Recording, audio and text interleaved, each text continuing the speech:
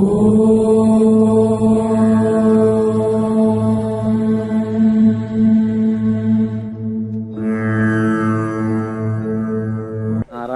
నమస్కృత్య నరం చైవ నరోత్తమం దేవీం సరస్వతీం వ్యాసం తతో జయముదీరయేత్. హరి ఓం. పరమేశ్వర స్వరూపమైన సభకి నమస్కారం. పరమోత్కృష్టమైనటువంటి రోజు భీష్మ ఏకాదశి. మాఘమాసంలో వచ్చేటటువంటి శుక్లపక్షంలో వచ్చేటటువంటి ఏకాదశి. ఈనాడు భీష్ముడు పరమాత్మలో సాయుధ్యం పొందినటువంటి రోజు. భాగవతంలో భీష్ముడు చేసినటువంటి స్థుతిని మాత్రమే వివరించారు పాండవులు. మొన్నటి రోజున మీకు కుంతీదేవి శ్రీకృష్ణ భగవానుడి ప్రార్థన చేసిన ఘట్టాన్ని వివరించాను. కుంతీదేవి ప్రార్థన తర్వాత ధర్మరాజు గారు బాధపడుతుంటే, కురుక్షేత్ర సంగ్రామంలో నేను ఎందరో రాజుల్ని తెగటార్చాను, దాని వలన నాకు కలిగినటువంటి పాపం ఏ విధంగా పోతుంది అని బాధపడుతున్నటువంటి సమయంలో ధర్మ సూక్ష్మాలు తెలుసుకోవడం కోసమని కురుక్షేత్రంలో అంపశయ్య మీద పడుకునున్నాడయ్యా మహానుభావుడు భీష్ముడు, అక్కడికి వెడదాం పదా అని కృష్ణ భగవానుడు ధర్మరాజుని తీసుకుని వెళ్ళినప్పుడు ధర్మములను ఉపదేశం చేసి ఆయన అనంత బ్రహ్మమునందు కలిసిపోయినటువంటి సంఘటన మాత్రమే వివరించారు. అప్పుడు కృష్ణ భగవానుడిని ఆయన చేసిన స్తోత్రం. కానీ ఇవాళ భీష్మ ఏకాదశి పర్వదినాన్ని పురస్కరించుకుని నేను కించిత్తు స్వేచ్ఛ తీసుకుంటున్నాను. అందుచేత మహాభారతము, దేవీ భాగవతము, ఇతర గ్రంథాల్లో ఉండేటటువంటి భీష్ముని యొక్క చరిత్రని ఒక చోటుకి క్రోడీకరించి దాన్ని ఒక్కసారి ఆవిష్కరించే ప్రయత్నం చేసి చిట్ట చివర భీష్మస్థుతిలోకి వచ్చేస్తాను. అప్పుడు భాగవతంలో ఉన్నటువంటి విషయాన్ని పూర్తి చేసినట్టు ఉంటుంది, ఇవాల్టి రోజున వినవలసినటువంటి విషయం ఏదో అది విన్నట్టు ఉంటుంది. ఏది వినడం చేత ఇవాళ మనం తరిస్తామో, ఏ మహాపురుషుడి యొక్క జీవితాన్ని మనం వినాలో అది వివరించే ప్రయత్నాన్ని చేస్తాను. భీష్ముడి జీవితం అంత తేలికైనటువంటి విషయం కాదు. ఆయన్ని అర్థం చేసుకోవడం ఎంత తేలిగ్గా కనపడుతుందో అంత కష్టమైన విషయం. ఎందుకంటే మధ్యలో మిమ్మల్ని నేను ఒక ప్రశ్న వేస్తాను, అప్పుడు మీరు ఆలోచన చేద్దురు కానీ అలా ఎందుకు జరిగింది అన్నది ఒకసారి మీరు ఆలోచన చేసే ప్రయత్నం చేద్దురు కానీ. ధర్మం అంటే ఎంత కష్టంగా ఉంటుందో, కాలం అంటే ఎలా ఉంటుందో మీరు గమనిద్దురు కానీ. భీష్ముడి జీవితంలో ఒకానొకప్పుడు బ్రహ్మగారు ఒక పెద్ద సభను ఒకదాన్ని తీర్చారు. అందులో ఋషులు, ప్రజాపతులు మొదలైనటువంటి వారందరూ ఇచ్చేశారు. ఇచ్చేసి ఆ సభ యందు కూర్చుని వారు చర్చ చేస్తున్నారు. దేని గురించి చర్చ చేస్తున్నారు అంటే, ఈ లోకములో కళ్యాణము జరిగేటట్టు చూడడం ఎలాగా, భగవంతుని యందు భక్తి కలిగేటట్టుగా ప్రవర్తించడం ఎలాగా. కాబట్టి మనం ఈశ్వరుడి యొక్క గుణములను ఆవిష్కరించి ప్రజలలో భక్తి పెంపొందితే ఆ భక్తి వలన వారికి కావలసినటువంటి సమస్త కామములు చేకూరుతాయి. పైగా వారు నడవవలసినటువంటి పదంలో నడిచినటువంటి వారు అవుతారు. అందుచేత వీళ్ళందరికీ కూడా మనం ఏ విధంగా కళ్యాణమును సాధించి పెట్టాలి అని సభ జరుగుతోంది. ఆ సభ జరుగుతున్నటువంటి సమయంలో ఒక విచిత్రమైనటువంటి సంఘటన జరిగింది. ఆ సభలోకి గంగాదేవి ప్రవేశించింది. గంగమ్మ పరమ పవిత్రురాలు, హిమవంతుని యొక్క పెద్ద కూతురు గంగమ్మ. అందుకని ఆవిడ గంగాదేవి సభలో ప్రవేశించింది. సహజంగా ఆవిడ చాలా సౌందర్య రాశి, పార్వతీదేవికి తోబుట్టు కనుక విశేషమైనటువంటి అందగర్తె. ఆ తల్లి లోపల ప్రవేశించినటువంటి రీతిలో మహాసౌందర్య రాశి అయినటువంటి గంగ అక్కడ ఉండగా చతుర్ముఖ బ్రహ్మగారి సభలో వాయువు వీచింది. ఒక పెద్ద గాలి వచ్చి గంగాదేవి యొక్క పవిట తొలగింది. తొలగితే అయితే దీని వెనకాతల ఉండేటటువంటి ఆదిశక్తి, పరాశక్తి కారణమై ఉంటుంది. ఆవిడ ఏదో చాలా దూరం ఆలోచించి పనులు చేస్తుంది. అది అనుకోకుండా జరిగినటువంటి సంఘటనలు కావు, వాటి వెనక అమ్మవారి ప్రణాళిక ఏదో ఉంటుంది. ఆ గంగమ్మ పవిట తొలగితే బ్రహ్మగారి సభలో ఉన్నాం మనం, ఎంత గౌరవం పాటించారో చూడండి. ఉన్నటువంటి వాడు చతుర్ముఖ బ్రహ్మగారు సభలో ఉన్నారు, వారి ఆధ్యక్షంలో జరుగుతోంది. పైగా మనందరం ఆ సభకి విచ్చేసినటువంటి సదస్యులం. ఇలాంటి చోట మనం గౌరవంతో ప్రవర్తించాలని అందరూ తలలు ఉంచుకుని కూర్చున్నారు. కానీ అందులో కూర్చున్నటువంటి ఒక రాజర్షి మాత్రం తదేక దృష్టితో గంగమ్మ వంక చూస్తున్నాడు. ఆశ్చర్యకరంగా గంగమ్మ కూడా రాజర్షి వంక తదేక దృష్టితో చూస్తోంది. వారిద్దరి యందు కామము అతిశయించింది. మనం చతుర్ముఖ బ్రహ్మగారి సభలో ఉన్నామన్న విషయాన్ని మరిచిపోయారు. ఇది అంత తేలిగ్గా హాస్యాస్పదంగా జరిగే సందర్భం కాదు. దీని వెనకాతల ఏదో ఒక పెద్ద ప్రణాళికా నిర్మాణం జరిగింది అని మీరు అర్థం చేసుకోవాలి. ఈ సంకల్పములు మనకు అర్థమయ్యేవి కావు, కథ నడిస్తే మనకు అర్థం అవుతుంది. అప్పుడు బ్రహ్మగారికి ఆశ్చర్యం వేసింది. బ్రహ్మగారి సభలోకి వచ్చి గంగమ్మ ఇలా ప్రవర్తించడం ఏమిటి, రాజర్షి అలా ప్రవర్తించడం ఏమిటి, కాబట్టి మిమ్మల్ని శపిస్తున్నాను. ఇలా సమయాసమయములు లేకుండా కామప్రచోదనం కలిగి ప్రవర్తించావు కనుక నువ్వు మర్త్యలోకమైనటువంటి భూలోకమునందు జన్మించదవుగాక అని ఆ రాజర్షిని శపించారు. గంగమ్మని నీవు కూడా భూలోకమునందు ఆ రాజర్షికి భార్యవై కొంతకాలము చెరించదవుగాక అని, తదనంతరం శరీరం విడిచిపెట్టిన తర్వాత నువ్వు మళ్ళీ స్వర్గలోకానికి వస్తావు అని శాప విమోచనం చెప్పారు. ఆ కారణం చేత రాజర్షి నేను ఎవరి కడుపున జన్మించాలి అని చూస్తున్నాడు. చూస్తుండగా ఆయనకి భరతవర్షంలో ప్రతీపుడు అనబడేటటువంటి ఒక మహారాజు, గొప్ప చక్రవర్తి, ఆయన భరతవంశంలో జన్మించాడు. మహాధర్మమూర్తి, బిడ్డలు లేరు. ఆ ప్రతీపుణ్ణి చూసి ఆయనకి కుమారుడిగా జన్మించాలి అని నిర్ణయం తీసుకున్నాడు. ఆయనకి కుమారుడిగా జన్మిద్దామని నిర్ణయం తీసుకుని ఆయన మర్త్యలోకంలో ప్రవేశించేటటువంటి సమయంలో గంగమ్మ బ్రహ్మలోకం నుంచి దిగి కిందకు వస్తాను. అరే రే, నేను ఎంత పొరపాటు పని చేశాను, నేనైనా ఆ సమయంలో కొంచెం పమిట సర్దుకుని సరిగ్గా ప్రవర్తించి ఉంటే పాపం ఆ రాజర్షికి అన్ని ఇబ్బందులు వచ్చి ఉండేవి కావు. నేను ఎంత పొరపాటుగా ప్రవర్తించాను, నేను చేసినటువంటి పొరపాటు పని సరిదిద్దుకోవాలంటే బ్రహ్మగారిచ్చినటువంటి శాపము వలన మర్త్యలోకములో జన్మించి ఆ రాజర్షి ఎవరిగా జన్మిస్తున్నాడో ఆయన భార్యగా కొంతకాలము ఉండాలి అనుకుంది ఆవిడ. ఈ సంకల్పము కలిగి వస్తున్నప్పుడు అష్టవసువులు ఆవిడికి రోదన చేస్తూ కనపడ్డారు, ఏడుస్తూ బాధపడుతూ కనపడ్డారు. ఆవిడ ఆశ్చర్యపోయింది. అష్టవసువుల్ని అడిగింది, మీరు ఎందుకు ఏడుస్తున్నారు, ఎందుకంత బాధగా ఉన్నారని అడిగింది. అయితే వాళ్ళు ఒక చిత్రమైనటువంటి విషయాన్ని ప్రతిపాదన చేశారు. మేము అష్టవసువులం భార్యలతో కలిసి ఆకాశ మార్గంలో వెళ్ళిపోతుంటే వశిష్ఠ మహర్షి ఆశ్రమం మీదుగా మేము ప్రయాణం చేస్తున్నాం. ప్రయాణం చేస్తున్నటువంటి సమయంలో మాకు వశిష్ఠ మహర్షి యొక్క ఆశ్రమం కనపడింది. అందులో ధేనువు ఉంది, కామధేనువు, నందిని. దానిని చూసి అందులో ద్యు అనబడేటటువంటి ఒక వసువుని ఆయన భార్య అడిగింది. అంత మెరిసిపోతోంది, ఏదో తెల్లటి పర్వతాకారంలో ఉంది, అంత ప్రకాశవంతంగా ఉంది, అంత తేజస్సుతో ఉంది, అది మామూలు అవే అని అడిగింది. అయితే ఆయన అన్నాడు, కాదు కాదు, దాన్ని కామధేను అంటారు, దాన్ని పాలు తాగితే ఎటువంటి కోరికైనా తీరుతుంది అన్నారు. అంటే ఆ ద్యు అనబడేటటువంటి వసువు యొక్క భార్య ఆవిడంది, నాకు ఒక స్నేహితురాలు ఉంది, ఆవిడ పేరు ఉసీనరా. ఆ ఉసీనరా అనబడేటటువంటి స్నేహితురాలు కొంచెం రోగగ్రస్త అయి వృద్ధాప్యాన్ని పొందింది. ఆవిడికి మళ్ళీ యవ్వనం వస్తే మాతో పాటు సంతోషంగా గడుపుతుంది. అందుకని మనం ఈ కామధేనువుని అపహరిద్దాం. ఎలాగో లేడు కదా వశిష్ఠుడు ఆశ్రమంలో, అపహరించి తీసుకుని వెళ్ళి ఈ కామధేనువు యొక్క పాలు ఉసీనరాకి పట్టిద్దామని. భార్య మాట కాదనలేక మిగిలినటువంటి వసువులతో కలిసి ద్యు ఆ కామధేనువుని అపహరించాడు. అపహరించి తీసుకుని వెళ్ళిపోయాడు. వశిష్ఠ మహర్షి మరునాడు పూజ కోసమని, సాయంకాలం అగ్నికార్యం కోసమని దర్భలు మొదలైనవి సేకరించడానికని వెళ్ళారు. వారు తిరిగి వచ్చి ఆశ్రమంలో చూశారు, నందినీ ధేనువు కనపడలేదు. అంతటా వెతికి ఒక్కసారి తపోనిష్టలో కూర్చుని ఆచమనం చేసి దివ్య దృష్టితో చూశారు. అష్టవసువులు అపహరించడం తెలిసింది ఆయనకి. తెలిసి వెంటనే శపించారు. బ్రహ్మర్షి లేని సమయం చూసి నందినీ ధేనువుని అపహరించారు కనుక మీరు భూలోకమునందు జన్మించెదరుగాక అని. ఈ అష్టవసువులకి వార్త తెలిసి పరుగున వచ్చి వశిష్ఠ మహర్షి యొక్క పాదాల మీద పడ్డారు. మహాప్రభో, మీరు మాకు దారుణమైన శాపాన్ని అనుగ్రహించారు. ఇప్పుడు మేము భూలోకంలో జన్మిస్తే చాలా ఇబ్బందులకి గురైపోతాం. మీరు మా యందు అనుగ్రహించి మాకు శాపానుగ్రహాన్ని తగ్గించేటటువంటి ప్రయత్నం చెయ్యండి అన్నారు. అంటే ఆయన అన్నారు, మీరు 80 వసువులు, 80గురులో 7 యందు పాపము యొక్క తీవ్రత తక్కువగా ఉన్నది. మీరు కేవలం ద్యువుకి సహకరించారు, కానీ అసలు అపహరించడానికి ప్రధానమైన కారణము ద్యువు. అందుచేత మీరు 7 పుట్టినటువంటి వెంటనే మరణిస్తారు.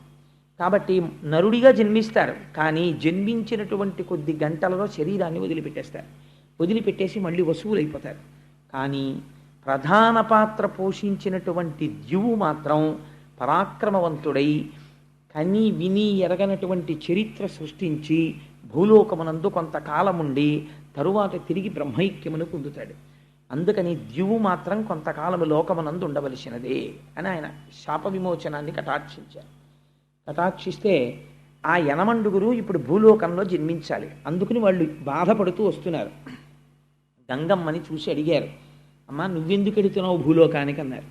ఇదిగో జరిగినటువంటి విషయం ఇలా ఉంది, అందుచేత నేను ఆ రాజర్షి ఎక్కడ జన్మిస్తాడో అక్కడ ఆయనకి భార్యని కావాలని వెడుతున్నాను. అయితే అమ్మ మాకు ఒక ఉపకారం చేసి పెట్టు, నువ్వు ఎలాగో వెడుతున్నావు కనుక నీ కడుపున మేము యనమండుగురం పుడతాం. పుట్టినప్పుడు నువ్వు మమ్మల్ని జ్ఞాపకం పెట్టుకుని శాప విమోచనం కోసం భూలోకంలో ఏ తల్లి కూడా పుట్టినటువంటి బిడ్డల్ని కొద్ది గంటలలోనే తీసుకెళ్ళి చంపదు.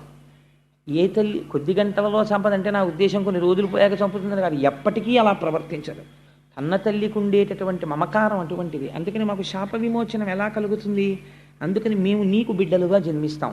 నువ్వు మాయందు అనుగ్రహించి పుట్టినటువంటి వెంటనే మమ్మల్ని మళ్ళీ తిరిగి మేము వసువుల యొక్క స్థానాన్ని అలంకరించడానికి వీలుగా ఆ శరీరం విడిచిపెట్టేటట్టుగా మమ్మల్ని కటాక్షించు అన్నారు. తప్పకుండా అలా చేస్తాను అంది. కాబట్టి వసువులు ఎదురు చూస్తున్నారు, గంగమ్మ ఎవరిని వివాహం చేసుకుంటుంది, ఆవిడ కడుపులోకి వద్దామని. ఇది జరిగితే గంగా తీరమునందు ప్రతీపుడనపడేటటువంటి భరతవంశంలో జన్మించిన చక్రవర్తి పుత్రార్థి అయి తపిస్తున్నాడే. ఆయనకి సామ్రాజ్యం ఉంది, సత్యం ఉంది, ధర్మం ఉంది, అన్నీ ఉన్నాయి, అన్ని భోగాలు ఉన్నాయి, కానీ సంతానం లేదు.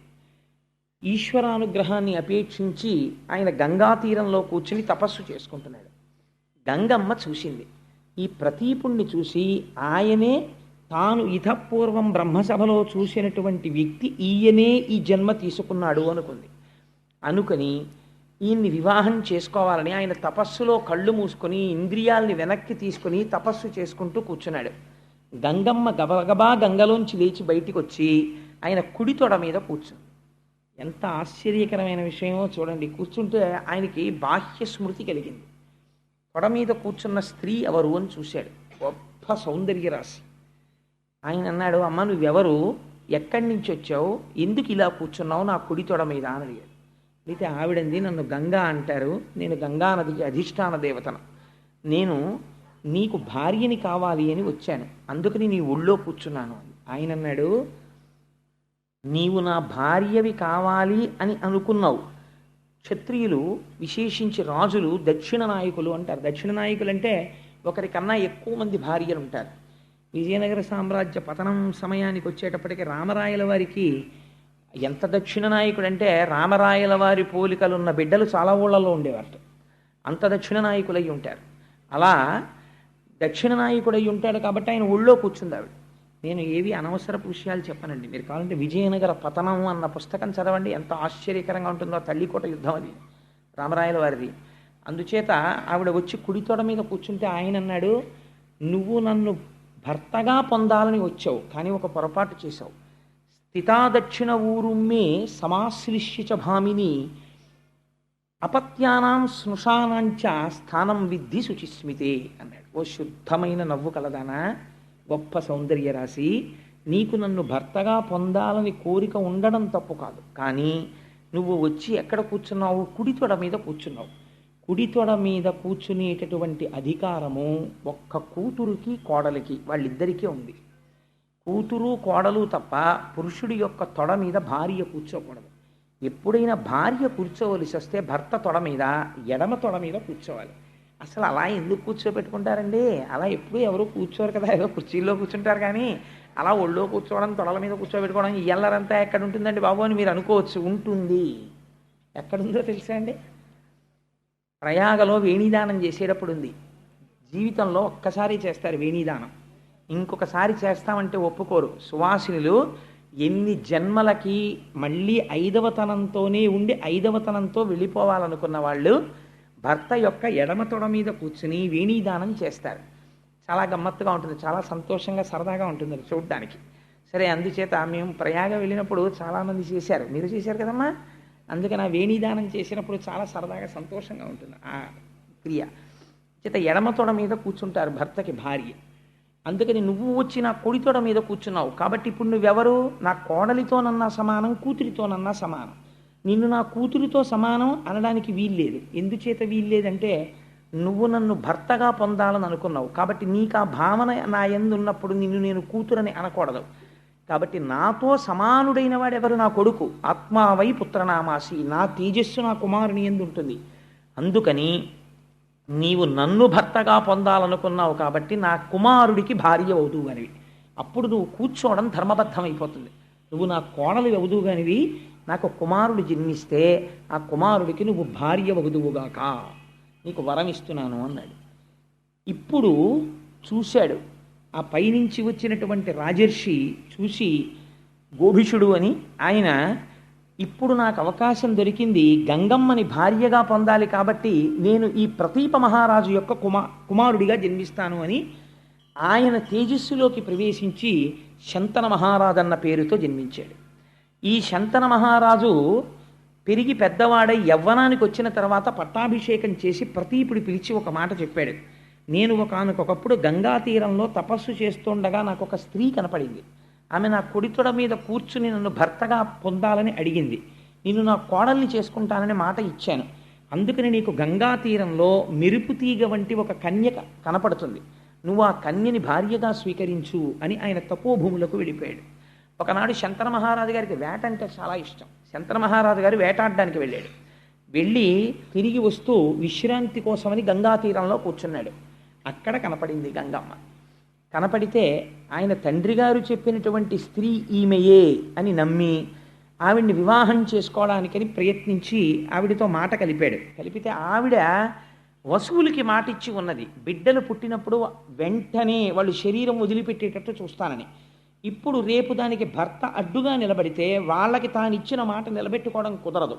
అందుకని ఆవిడంది, నేను నీకు భార్యనవుతాను, కానీ నాదొక షరతు అంది.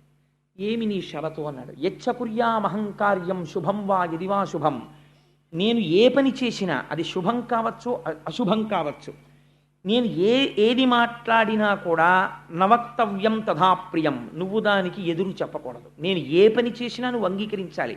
నువ్వు ఏనాడు నాకు ఎదురు చెప్తావో ఆనాడు నేను నిన్ను విడిచిపెట్టి వెళ్ళిపోతాను. అలాగైతే నేను నిన్ను వివాహం చేసుకుంటాను.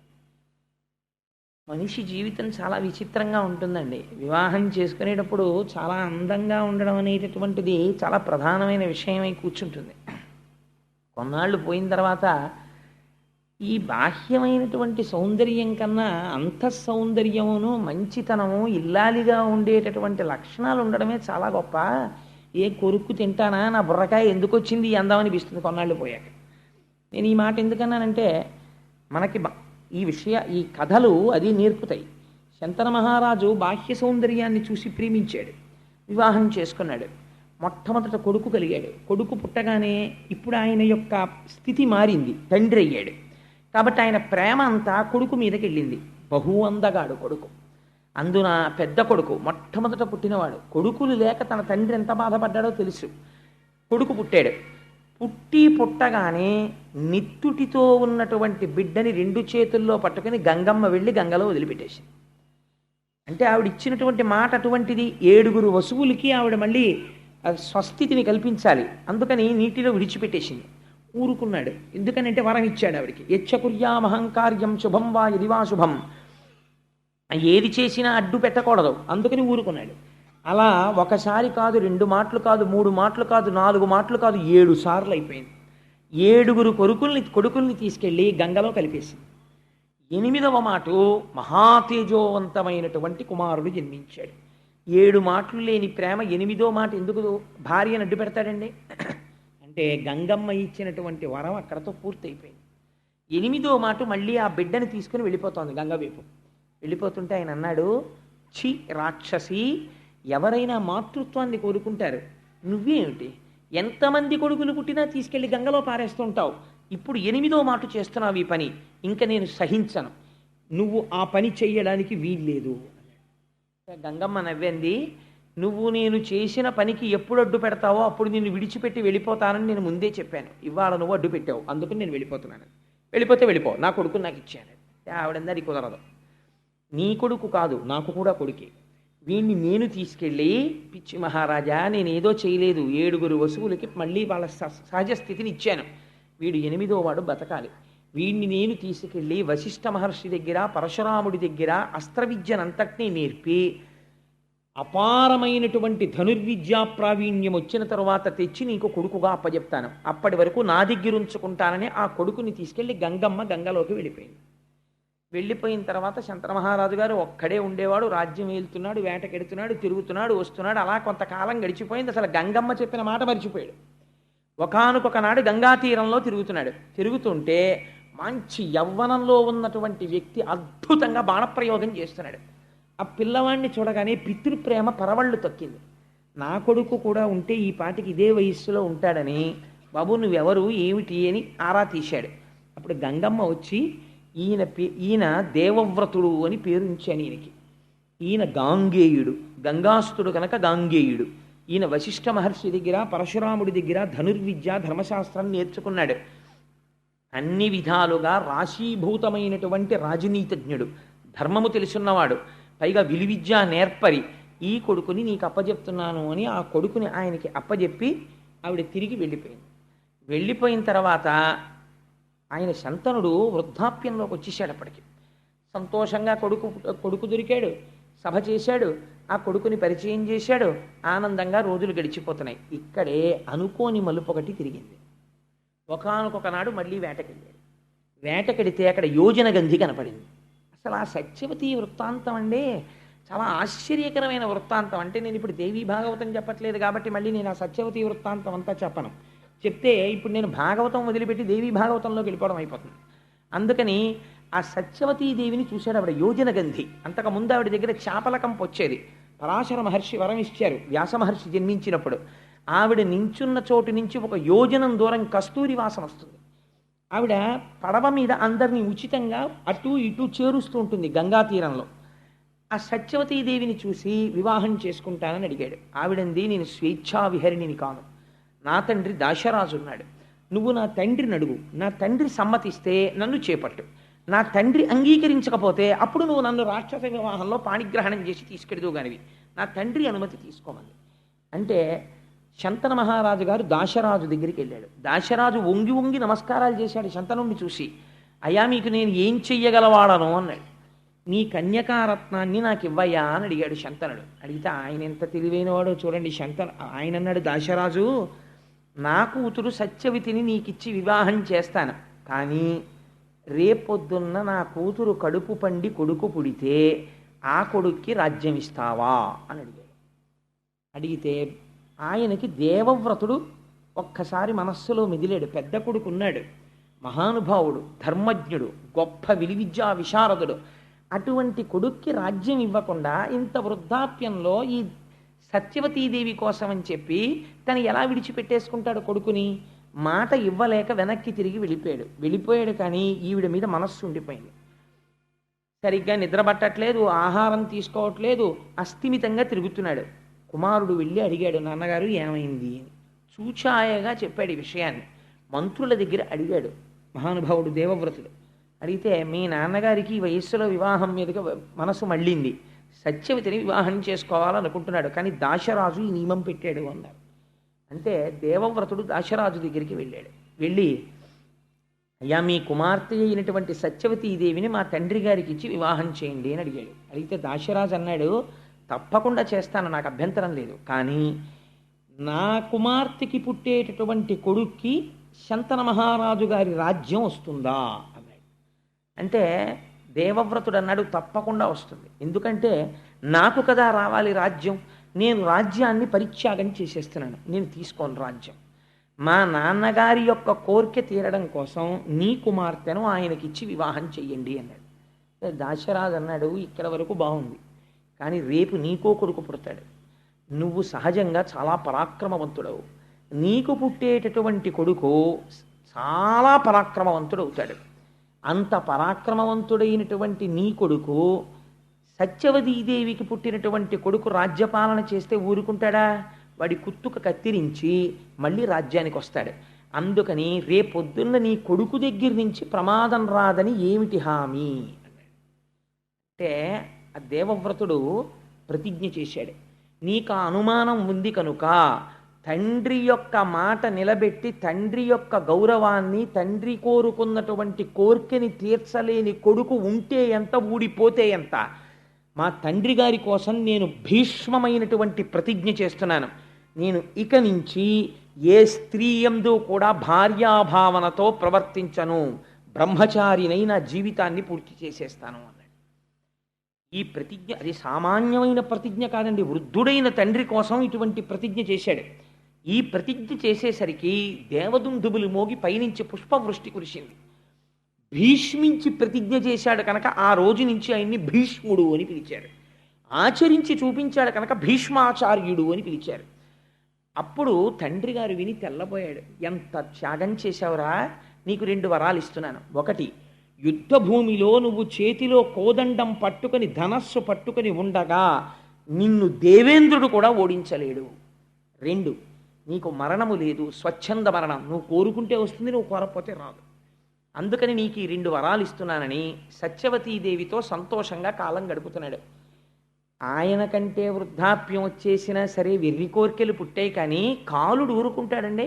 నాకు ఇప్పుడు వెర్రి కోరిక పుట్టిందండి అంటే ఊరుకుంటాడా? 2 కొడుకులు పుట్టాడు, చిత్రాంగదుడు విచిత్ర వీర్యుడు అని.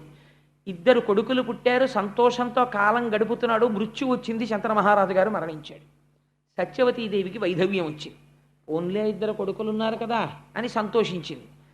ఈ 2 కొడుకుల్లో పెద్దవాడైన చిత్రాంగదుడు ఒకసారి అరణ్యానికి వేటకెళ్ళాడు. వేటకెడితే చిత్రాంగదుడు అన్న పేరున్న గంధర్వుడు కనబడ్డాడు. ఆయన కర్మ కొద్ది.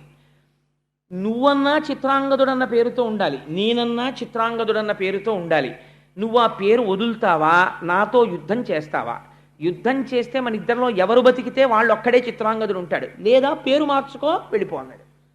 నేను పేరు మార్చుకోవడం ఏమిటి, మన ఇద్దరం యుద్ధం చేస్తాం, ఎవరు ఉంటే వాళ్ళే చిత్రాంగదుడు అన్నాడు. ఆ చిత్రాంగదుడు గంధర్వుడు యుద్ధం చేశారు. శంతన మహారాజు గారి యొక్క కుమారుడైన చిత్రాంగదుడు మరణించాడు యుద్ధంలో. ఇంకా విచిత్ర వీర్యుడు ఒక్కడే మిగిలాడు. ఎవరి కోసం ప్రతిజ్ఞ చేశాడు భీష్ముడు? ఏ శంతన మహారాజు గారి యొక్క సుఖం కోసం ప్రతిజ్ఞ చేశాడో ఆ శంతన మహారాజు వెళ్ళిపోయాడు.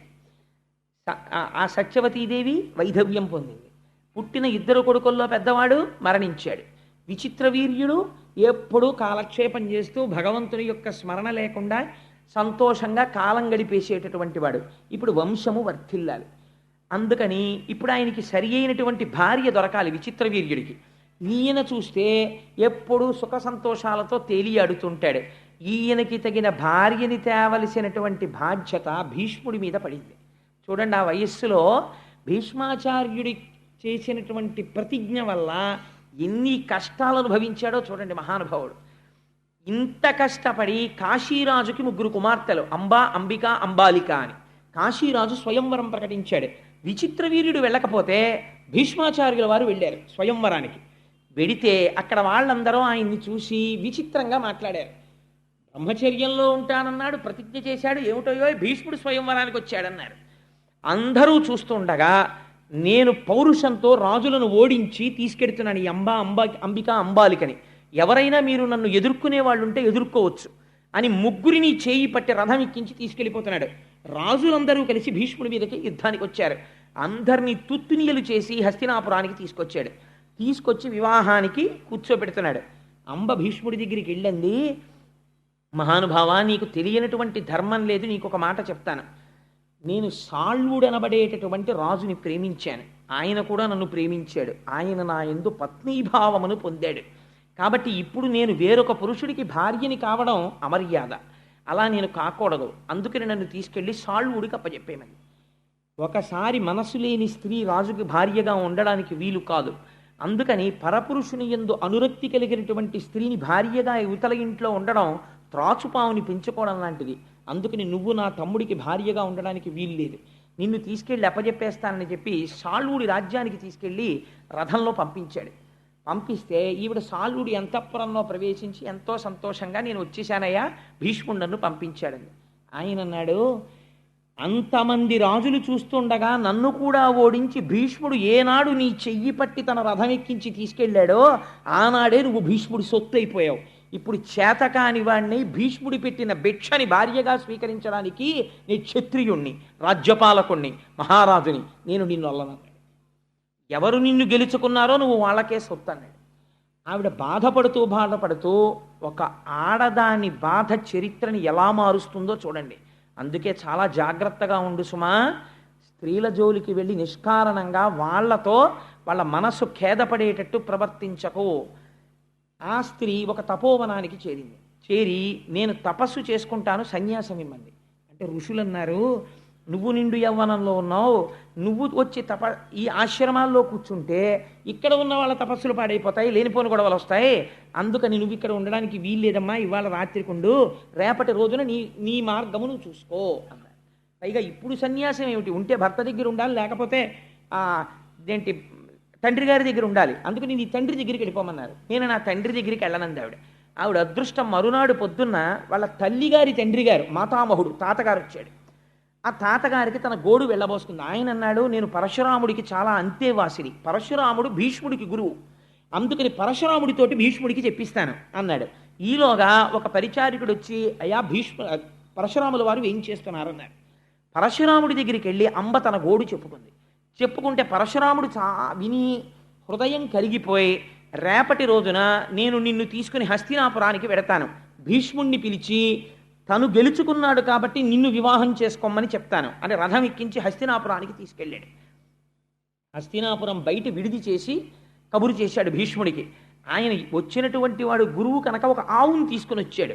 ఆవుని దానం ఇచ్చి నమస్కారం చేసి, మహాప్రభో మీరు రావడమే అదృష్టం, రాజ్యంలోకి ప్రవేశించండి అన్నాడు. అంటే ఆయన అన్నాడు, నేను నీ రాజధానిలోకి రావడానికి రాలేదు, నువ్వు ఓడించి తెచ్చినటువంటి కాంత అంబని భార్యగా స్వీకరించన్నాడు. అంటే ఆయన అన్నాడు, ఒకవేళ పంచతన్మాత్రలు తమ తమ విధులను నిర్వర్తించడం మానివేస్తే మానివేయవచ్చు, కానీ నేను ఒకసారి చేసిన ప్రతిజ్ఞ నుంచి మాత్రం వెనకడుగు వేసే సమస్య లేదు, అందుకని నేను మాత్రం భార్యగా స్వీకరించనన్నాడు. అయితే ఎవరి కోసం తెచ్చావో ఆ తమ్ముణ్ణి చేసుకోమని అన్నాడు. విచిత్ర వీర్యుణ్ణి అడిగారు. ఆయన అన్నాడు, వేరొకడి యందు మనసు పెట్టుకున్నానని వెళ్ళిపోయినటువంటిది తిరిగి వస్తే ఆవిడ నేను పెళ్లి చేసుకున్నా, నాకు అక్కర్లేదన్నాడు. ఎంత పౌరుషం వచ్చిందో చూడండి విచిత్ర వీరుడికి. కాబట్టి ఇప్పుడు పరశురాముడికి ఆగ్రహం వచ్చింది, నువ్వు చేసుకుంటావా నాతో యుద్ధం చేస్తావా అన్నాడు. భీష్ముడు అన్నాడు, ప్రతిజ్ఞాపాలనం కోసం ప్రాణములు విడిచిపెట్టేస్తాను, మీరు కురుక్షేత్రానికి పదండి, అక్కడికి వస్తున్నాను యుద్ధానికి అన్నాడు. ఇద్దరు కురుక్షేత్రం చేరుకున్నారు. అక్కడ బ్రహ్మాండమైన యుద్ధం, 22 రోజులు బ్రహ్మాండమైన యుద్ధం జరిగింది. తుత్తునీయల కింద కొట్టేసుకున్నారు ఒకళ్ళనొకళ్ళు. ఆఖరికి ఒక రోజు రాత్రి శిబిరంలో భీష్మాచార్యుల వారు పడుకుని ఉన్నారు. పరశురాముడిని నేను ఎలా నిగ్రహించగలను, రోజు ఆయనకి నమస్కారం పెట్టి యుద్ధం చేసేవారు గురువుగారు. యుద్ధం చేస్తుంటే అష్టవసువులు ఆయనకి సాక్షాత్కరించారు. భీష్మ, నువ్వు బెంగ పెట్టుకోకు, పరశురాముడికి కూడా తెలియనటువంటి అస్త్రం ఒకటి ఉంది, అది విశ్వకర్మ యొక్క మంత్రంతో ఉంది, అది నీకొక్కడికే తెలుసు, రేపటి రోజున అది ప్రయోగించు. ఆ అస్త్రం ప్రయోగిస్తే మరునాడు సూర్యోదయం వరకు పరశురాముడు నిద్రైపోతాడు. నిద్రపోయినవాడు మరణించిన వాడితో సమానం యుద్ధభూమిలో. మరునాడు సూర్యోదయం వరకు మేల్కొనలేదు కాబట్టి పరశురాముడు మరణించినట్లే, కాబట్టి ఆ అస్త్రాన్ని ప్రయోగించు అన్నారు. తప్పకుండా ప్రయోగిస్తానని లేచి స్నానం చేసి ఆచమనం చేసి యుద్ధానికి వచ్చాడు. యుద్ధానికి వచ్చి పరశురాముడి మీద అస్త్రప్రయోగం చేద్దామని బాణాన్ని సంధించి మంత్రం చదువుతున్నాడు. మహర్షులందరూ దర్శనమిచ్చారు. నారదాదులు, ఎంత ఘోరమైన పాపం చేస్తున్నావు భీష్మ, నీ వంటి ధర్మజ్ఞుడు చెయ్యవలసిన పని కాదు, నువ్వు ఈ అస్త్రాన్ని ప్రయోగిస్తే నీ గురువు మరణించిన వాడితో సమానమైపోతాడు, గురువుని చంపినటువంటి పాపం వస్తుంది, అంతటి అపకారం అంతటి అవమానం గురువు పట్ల చెయ్యకూడదు, నువ్వు అలా వెయ్యకు అన్నారు. గురువుని అవమానించను అని ఆ అస్త్రాన్ని ఉపసంహారం చేసేసాడు. అదే సమయంలో జమదగ్ని మొదలైనటువంటి వాళ్ళు పరశురాముడి తండ్రి వాళ్ళు వచ్చారు. వచ్చి, నువ్వు కూడా బ్రాహ్మణుడవై నీ శిష్యుల మీద ఇంత బాణప్రయోగం చెయ్యకూడదు, ఆయన ధర్మానికి కట్టుబడ్డాడు, నువ్వు ఉపశాంతి వహించని పరశురాముడికి చెప్పారు. పరశురాముడు ఒక స్థితిలో భీష్ముడితో యుద్ధం చేస్తూ మోకాళ్ళ మీద దొల్లి రథంలోంచి కింద పడిపోయాడు. అందుకని పరశురాముడు ఓటమిని అంగీకరించాడు భీష్ముడి చేతిలో. నేను ఓడిపోయినట్టే లెక్క, అంబా ఇంక నిన్ను నేను రక్షించలేను, నువ్వు ఎక్కడ రక్షణ దొరుకుతుందనుకుంటే అక్కడికి వెళ్ళిపోవచ్చు అన్నాడు. నీకు ఎవరి వలన వివాహం అవుతుందనుకుంటే వారిని ఆశ్రయించి అన్నాడు. ఆవిడంది, నాకు ఒక విషయం అర్థమైంది, పరశురాముడు 21 మాటలు భూమండలాన్ని చుట్టూ తిరిగి క్షత్రియుడన్న వాడిని తెగటార్చాడు, అటువంటి పరశురాముడిని ఓడించేశాడు ఈ భీష్ముడు. కాబట్టి భీష్ముడిని ఓడించేవాడు లేడు కాబట్టి నా పెళ్ళవదు కాబట్టి నేను ఒక్క ప్రతీకారం తీర్చుకుంటాను, ఈ భీష్ముడిని చంపుతాను, ఇదే నా ప్రతిజ్ఞ ఇవాళ నుంచి, ఇంకా నాకు వివాహం అక్కర్లేదు, భీష్ముడు ఎలా చనిపోతాడో ఇదొక్కటే నా కోరిక అని ఆవిడ తపస్సు చేయడం మొదలెట్టి. ఒక చోట అంటారు, ఆవిడ ముందు సుబ్రహ్మణ్యేశ్వర స్వామి వారి గురించి తపస్సు చేసింది. స్కందుడు ప్రత్యక్షం అయ్యాడు. ఏమి నీ కోరిక అన్నాడు. భీష్ముడిని నిగ్రహించాలని. అది నేను చెప్పలేను. భీష్ముడికి వరం ఉంది, చేతిలో ధనస్సు ఉండగా ఎవరూ చంపలేరు, పైగా ధర్మజ్ఞుడు. అందుకని నీకు ఒక పుష్పమాలను ఇస్తాను, ఈ పుష్పమాల మెడలో వేసుకుని ఎవరు యుద్ధం చేస్తే వాళ్ళు భీష్ముడి మీద గెలుస్తారు అన్నారు. ఎందరో రాజుల్ని అడిగింది మెడలో ఈ పుష్పమాల వేసుకుని భీష్ముడితో యుద్ధం చేయమని. మహాధర్మాత్ముడైన భీష్ముడిని ఎందుకు సంహరించాలి, ఎందుకు యుద్ధం చేయాలి, మేము మేము యుద్ధం చేయమన్నారు. ఈ మాల తీసుకెళ్ళి ద్రుపదరాజు గారి ఇంటి రాజద్వారం మీద వేసి మళ్ళీ తపస్సు చేసింది. ఈసారి రుద్రుడు ప్రత్యక్షమయ్యాడు. ఏం కావాలన్నాడు. అంటే భీష్ముడిని సంహరించాలంది. నీకు ఈ జన్మలో ఆ కోరిక తీరదు, వచ్చే జన్మలో తీరుతుంది, కాబట్టి నీ శరీరం విడిచిపెట్టి వేరే జన్మ తీసుకోమన్నాడు. యోగాగ్నిలో శరీరం వదిలేసి మళ్ళీ పుట్టింది. మళ్ళీ పుట్టినప్పుడు ఆడదై పుట్టింది. మళ్ళీ ఆడదై పుడితే భీష్ముడు యుద్ధం చేయడు, అందుకని మగవాడిగా మారాలి. మళ్ళీ తపస్సు చేసింది. మళ్ళీ తపస్సు చేసి మగవాడిగా మారింది, అందుకని శిఖండి. అందుకే ఎంతకి వదిలిపెట్టకుండా ప్రాణం తీసేస్తున్నారు అనుకోండి, అంటాం వీడెక్కడ దొరికాడు రా, నాకు శిఖండిలో దొరికాడు అంటాం. ఆ శిఖండి వెనక అంత కథ ఉంది. ఆ శిఖండి ద్రుపదుడికి కుమారుడిగా జన్మించాడు. ఆ ద్రుపదుడికి ఇంట్లో జన్మించి పెరిగి పెద్దవాడవుతున్నాడు. పాండవ పక్షంలోకి చేరాడు. మహానుభావుడు భీష్ముడికి ఎంత అగ్ని పరీక్షలు వచ్చాయో తెలుసా అండి జీవితంలో. ఇంత కష్టపడి విచిత్రవీర్యుడికి అంబిక అంబాలికనిచ్చి వివాహం చేశాడు. ఇద్దరినీ వివాహం చేసిన తర్వాత విచిత్రవీర్యుడికి క్షయవ్యాధి వచ్చి చచ్చిపోయాడు. చచ్చిపోతే అంబిక అంబాలిక విధవలైపోయారు, వంశం ఆగిపోయింది. దాశరాజు ఏ సింహాసనం కోసమని సత్యవతీదేవికి పుట్టినటువంటి కొడుకులకి రాజ్యం ఇమ్మన్నాడో ఆ కొడుకులు ఇప్పుడు లేనే లేరు, మనవలు లేరు, ఆగిపోయింది. ఆగిపోతే ఆ సత్యవతీదేవే భీష్ముడిని పిలిచింది. పిలిచి, భీష్మ, వంశం ఆగిపోయింది, యుగధర్మాన్ని అనుసరించి ఇది తప్పు కాదు. నా కోడళ్ళైనటువంటి అంబిక అంబాలికల యందు వాళ్ళు ఋతుస్నానము చేసిన తర్వాత నువ్వు సంగమించు. సంగమిస్తే మళ్ళీ వంశము నిలబడుతుంది. వంశము కోసమని అలా సంగమించవచ్చు, దోషం లేదు. అందుకని నువ్వు సంగమించు అత్తగారి అనుగ్రహంతో ధర్మబద్ధమైతే అని అడిగింది ఆవిడ. అంటే దాని ఎందుండేటటువంటి ధర్మ సూక్ష్మం వేరు. ఇప్పుడు నేను దేవీ భాగవతం మాట్లాడటం లేదు కదా. 8 రకాల కొడుకులు ఉంటారు, ఆ కొడుకులు ఏమిటి, ఎలా వస్తారు, అది ఎలా ధర్మం అవుతుంది, ఇవన్నీ దేవీ భాగవతం అయితే చెప్పాలి. ఇప్పుడు ఎందుకు ఆలరంతా నాకు. అందుకని ఈ మాట చెప్తే భీష్ముడు అన్నాడు, అమ్మా నేను ప్రతిజ్ఞ చేశాను ఆనాడే, నేను ఏ స్త్రీ ఎందు కూడా అలా ప్రవర్తించను, నేను బ్రహ్మచర్య నిష్ఠ ఎందు ఉన్నవాడను. అందుకని వంశము లేకపోతే నేనేమీ చెయ్యలేను, కానీ నేను మాత్రం అలా ప్రవర్తించను. దీనికి ఒక్క పరిష్కారం. ఎవరైనా బ్రహ్మజ్ఞాన సంపన్నుడై కేవలము వరకటాక్షము కోసమని సంగమించడము తప్ప శరీరమునందు అటువంటి కోరిక లేని ఒక బ్రాహ్మణుణ్ణి, ఒక బ్రహ్మజ్ఞానిని వేడుకో అన్నాడు. అంటే అప్పుడు వ్యాసుణ్ణి ప్రార్థన చేసింది. సరే, ఆ తర్వాత కథ మీకు తెలుసు. పాండవులు పుట్టడం, పాండురాజు గారు పుట్టడం, విదురుడు పుట్టడం, ధృతరాష్ట్రుడు పుట్టడం, దాసికి విదురుడు పుట్టడం, అలా వాళ్ళు ముగ్గురు పుట్టడం, తర్వాత కథ నడిచింది. ఆ తర్వాత ఎక్కడికి వచ్చేసింది, ఇన్ని తరాలు మారిపోతున్నాయి. ధృతరాష్ట్రుడు పుట్టాడు, పాండురాజు పుట్టాడు, పాండురాజు మళ్ళీ మరణించాడు, పాండురాజు యొక్క పిల్లలు పుట్టేశారు పాండవులు, ధృతరాష్ట్రుడికి దుర్యోధనాదులు జన్మించారు. ఇంతమందిని సాకుతూ తాతగారై గడ్డాలు నిరిచిపోయి జుత్తు నిరిచిపోయి మహాధర్మజ్ఞుడై మహానుభావుడు వీళ్ళందరికీ విలువిద్య నేర్పించి ద్రోణాచార్యుల్ని గురువుగా పెట్టి అలా ఆ వంశాన్ని సాకుతూ నడిపిస్తూనే ఉన్నాడు భీష్ముడు మాత్రం. ఆయన కళ్ళ ముందే బ్రహ్మాండమైనటువంటి కలహం బయలుదేరింది, కౌరవులకు పాండవులకు. కౌరవులు అనడానికి కూడా వీల్లేదు, ఎందుకంటే పాండవులు కూడా కౌరవులే, భీష్ముడు కూడా కౌరవుల్లో వాడే, కురుచక్రవర్తి యొక్క సంతానం. అందుకని పాండురాజు యొక్క పుత్రులకు ధృతరాష్ట్రుని యొక్క పుత్రులకు కలహం బయలుదేరింది. బయలుదేరినప్పుడు ఇంత ధర్మజ్ఞుడైనటువంటి భీష్ముడు, ఇంత ధర్మం తెలుసున్న భీష్ముడు కురుక్షేత్ర సంగ్రామం జరిగినప్పుడు మాత్రం పాండవ పక్షమునకు వెళ్ళలేదు. కౌరవ పక్షంలో, దుర్యోధనుడి యొక్క పక్షంలో ఉండిపోయాడు. అలా ఎందుకు ఉండిపోవలసి వచ్చింది? నిజంగా భీష్ముడే కానీ ఒకవేళ పాండవ పక్షంలోకి వెళ్ళిపోతున్నాను అని అన్నాడు అనుకోండి, అసలు కురుక్షేత్ర యుద్ధం లేదు కదండి. దుర్యోధనుడు ఎవరిని చూసుకుని దిగాడు? ఇద్దరిని చూసుకుని దిగాడు. ఒకటి భీష్ముడు, 2 కర్ణుడు. వీళ్ళిద్దరికీ సంవాదం వచ్చింది. సర్వసైన్యాధిపత్యం ఇచ్చేటప్పుడు భీష్ముడు బతికున్నంత కాలం నేను అసలు యుద్ధభూమికి రానన్నాడు కర్ణుడు. అక్కడే అమంగళం. కాబట్టి ఏమైపోయింది, భీష్ముడిని చూసుకుని యుద్ధానికి వెళ్ళాడు. అటువంటి భీష్ముడు పాండవుల వైపుకి వెళ్ళిపోయాడు అనుకోండి, ఎన్నో మాటలు ధర్మం చెప్పాడు. మహానుభావుడయ్యా, అర్జునుణ్ణి ఎవరు గెలవలేరు, పాండవుల పట్ల ధర్మం ఉంది, వాళ్ళు నెగ్గుతారని చెప్పాడు. అటువంటి భీష్ముణ్ణి దుర్యోధనుడు పట్టుకుని వేలాడవలసినటువంటి అవకాశం ఇవ్వకుండా పాండవ పక్షానికి వెళ్ళిపోయి ఉంటే అసలు కురుక్షేత్రం జరిగేది కాదు కదా. భీష్ముడు ఎందుకు వెళ్ళలేదు? ఒకటవ ప్రశ్న. 2, అట్లాంటి భీష్ముణ్ణి అలాగ ముళ్ళపంది ఎలా అయితే ముళ్ళతో ఉంటుందో అలా అంగుళం మాత్రం చోటు లేకుండా అన్ని బాణాలతో కృష్ణుడు ఎందుకు కొట్టించాడు? అంటే భీష్మంచ ద్రోణంచ జయద్రథంచ అని గీతలో చెప్పాడు. నేనే సంహరిస్తున్నానని చెప్పాడు. భీష్ముణ్ణి అన్ని బాణాలతో ఎందుకు కొట్టాడు? ఈ 2 భీష్మాచార్యుల వారి జీవితానికి సంబంధించి చాలా గహనమైనటువంటి ప్రశ్నలు. అలా కొట్టడానికి ఒక కారణం ఉంది. నేను దేనికైనా సరే ప్రపంచంలో ఆలంబనం ఏమిటో తెలుసా అండి? ధర్మమే.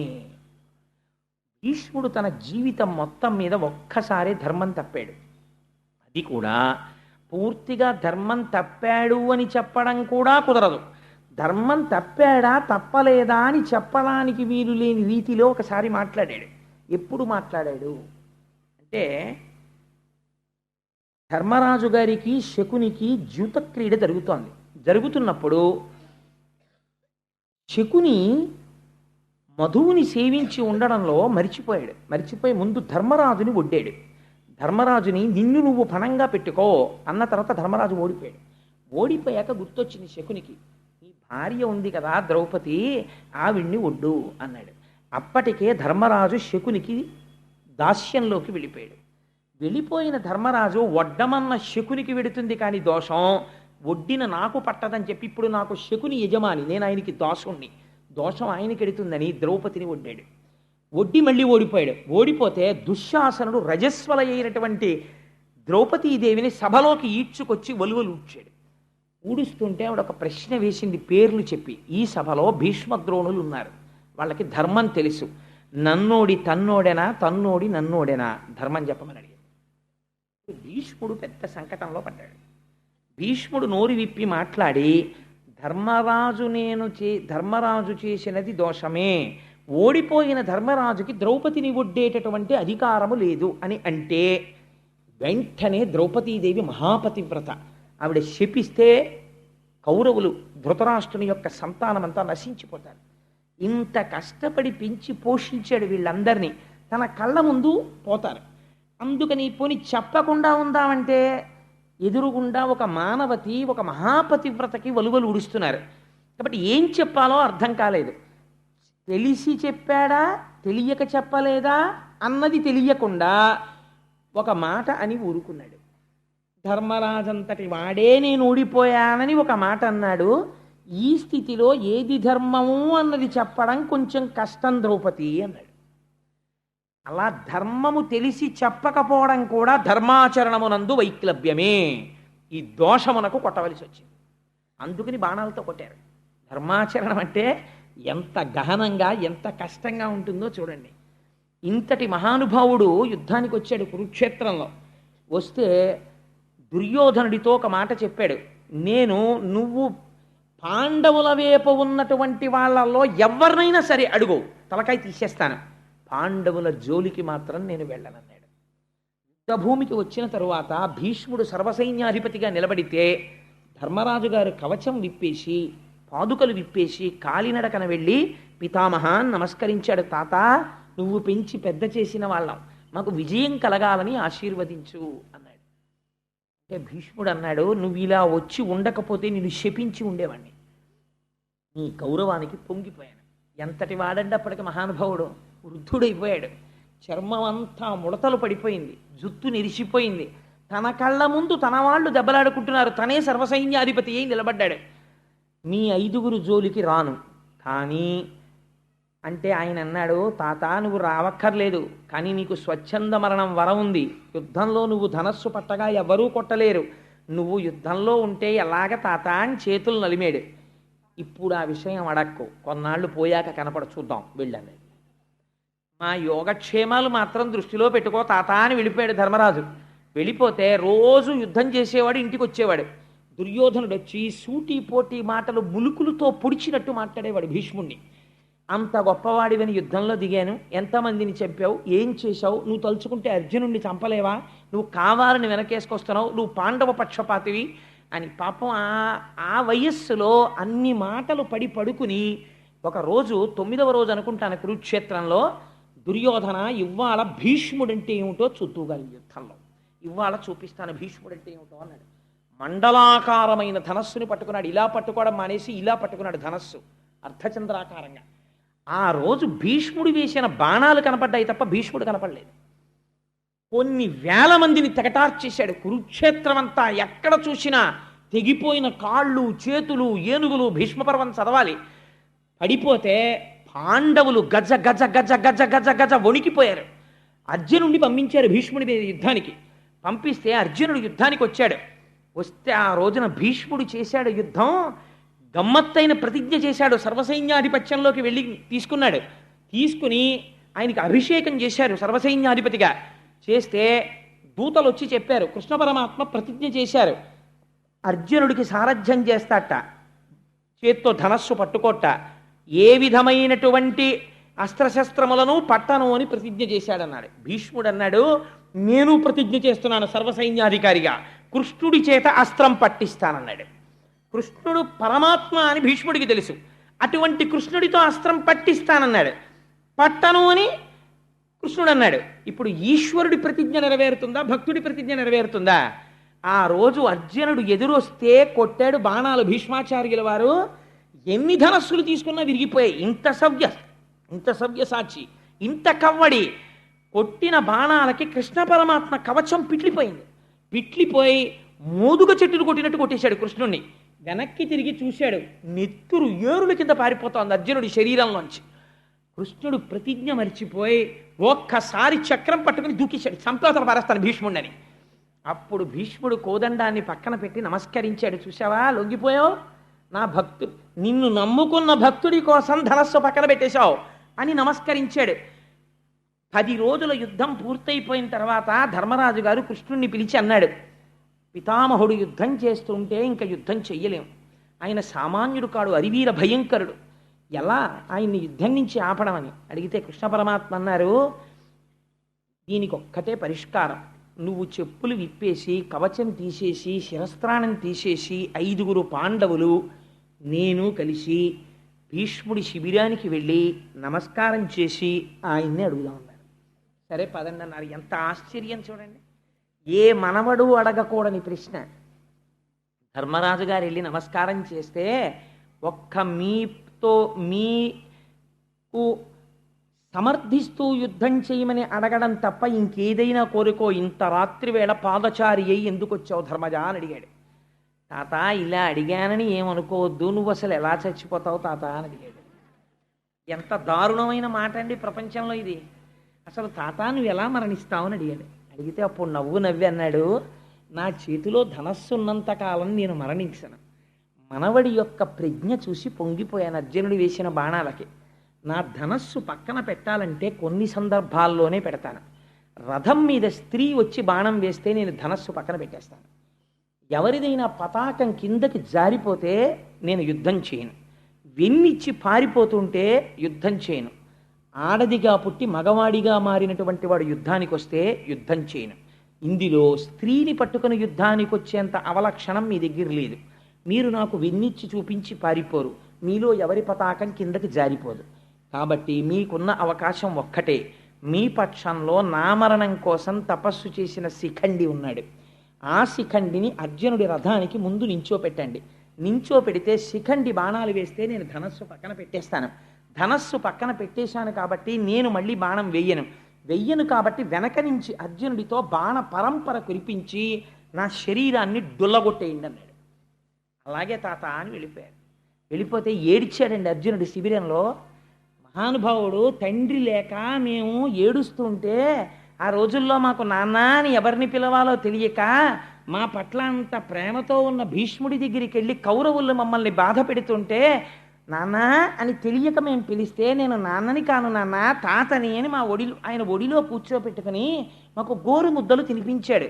మమ్మల్ని పెంచి పెద్ద చేశాడు, సర్వకాలముల యందు మా ఉన్నతిని కోరాడు, మాకు ఆశీర్వచనం చేశాడు, మాకు విలువిద్య నేర్పాడు, మాకు ద్రోణుణ్ణి గురువుగా పెట్టాడు. అంతటి మహాపురుషుడు ఇవాళ వృద్ధుడైపోయాడు. తండ్రి కోసమని ప్రతిజ్ఞ చేశాడు, సర్వం త్యాగం చేసేశాడు. అంతటి ధర్మమూర్తి అయి తన వంశాన్ని చూసుకోవాలని ఇంతకాలం నిలబడిపోయాడు. అటువంటి వాణ్ణి సవ్యసాచినై గాంధీవం పట్టుకుని శిఖండిని అడ్డు పెట్టుకుని ఆయన మీద బాణపరంపర కొడుతుంటే ఆయన ఒంట్లోంచి నెత్తురు కారిపోతుంటే నేను కొట్టగలనా అన్నయ్య అని అడిగాడు. కొట్టక తప్పదురా, కొట్టవలసిందే ధర్మం కోసం, కొట్టు తప్పదన్నాడు కృష్ణుడు. దానికి వచ్చారు. వచ్చిన తర్వాత శిఖండిని ఎదురుపెట్టి తీసుకొచ్చారు. తీసుకొస్తే ఆయన ధనస్సు పక్కన పెట్టేశాడు. పెట్టిన తర్వాత శిఖండి 100 బాణములు వేశాడు ఒకేసారి. ఎందుకంటే ఆయన ప్రతిజ్ఞ నెరవేరాలి. ఆయన యొక్క కవచం డుళ్ళిపోయి కింద పడిపోయింది విప్పుకుని. గుండెలు దొరికాయి. దొరకగానే అర్జునుడు ఆ రోజు కొట్టినటువంటి బాణ పరంపరకి బొట్టన వేలు ఇలా పెట్టి వేలి ముద్ర వేస్తాను చూడండి, అలా వేలి ముద్ర వెయ్యడానికి ఇలా బొట్టన వేలు పెట్టడానికి చోట్లేనన్ని బాణాలతో కొట్టాడు. కొడితే చుట్టూ బాణపంజరమే, మధ్యలో భీష్ముడు ఉన్నాడు. అన్ని వేపుల నుంచి నెత్తురు కారిపోతోంది. వీపు చూపించలేదు కాబట్టి ఒక్క తల వెనక తగలలేదు బాణాలు. ఒంటి నిండా బాణపంజరాలు కొట్టిన తర్వాత సూర్యుడు అస్తమిస్తున్నటువంటి సమయంలో రథం మించి డుళ్ళి కింద పడిపోయాడు. కింద పడిపోయినప్పుడు ఆయన శరీరం భూమికి తగలలేదు, బాణములతో పడిపోయి ఉండిపోయాడు. అప్పుడు పిలిచాడు. అందరూ పరుగు పరుగున వచ్చేశారు. యుద్ధం ఆపి భీష్ముడంతటి వాడు పడిపోయాడు వాళ్ళని. పడిపోతే అప్పుడు అడిగాడు, అయిపోయింది నా సమయం, స్వచ్ఛంద మరణాన్ని కోరాను. కానీ అప్పుడు గుసగుసలు వినపడ్డాయి. ఇంతటి భీష్ముడికి దక్షిణాయనంలో మరణమా? లేదు, నేను ఇంకా బ్రతికే ఉన్నాను. ఉత్తరాయణం వరకు నా శరీరం విడిచిపెట్టను. సూర్యుడు మకర రాశిలో ప్రవేశించి మాఘమాసం వచ్చిన తర్వాత రథసప్తమి నాడు రథం ఉత్తర దిక్కుకు తిరిగాక ఏకాదశి ఘడియల్లో నా ప్రాణం విడిచిపెడతాను అని అర్జునుణ్ణి పిలిచి, నా తల వ్రేలాడిపోతోందయ్యా వెనక్కి, మర్మస్థానములన్నీ కదిలిపోతున్నాయి, బాణములు కొట్టేయడం వల్ల నెత్తురు ఓడిపోతోంది, నాకు తలగడ అమర్చు అన్నాడు. దుర్యోధనాదులు వెంటనే తలగడలు పట్టుకొచ్చారు. ఈ తలగడలు కాదురా నాకు కావలసింది, యుద్ధభూమినందు పడుకున్నటువంటి వాడికి బాణములతో కొట్టాలి తలగడ, అందుకని అర్జునుడు కొడతాడన్నారు. అర్జునుడు బాణములతో తలగడ ఏర్పాటు చేశాడు. చాలు నీలాంటి మనవడు పుట్టాడని ఆ బాణముల మీద తలగడ ఏర్పాటు చేసుకుని, నేను ఈ యుద్ధభూమినందే పడి ఉంటాను, నా చుట్టూ కందకం తవ్వండి, ఎవ్వరూ నా వైపుకి రాకుండానని కందకం తవ్వించుకుని ఆ భూమి మీద పడి ఉండిపోయాడు. ఉండిపోయిన తర్వాత కురుక్షేత్ర సంగ్రామం అయిపోయింది. అందరూ ఈ ధృతరాష్ట్రుడి పక్షం అంతా ఓడిపోయింది, పాండవ పక్షం గెలిచేసింది. అప్పటికి కూడా ఇంకా భీష్ముడు అంపశయ్య మీదే ఉన్నాడు.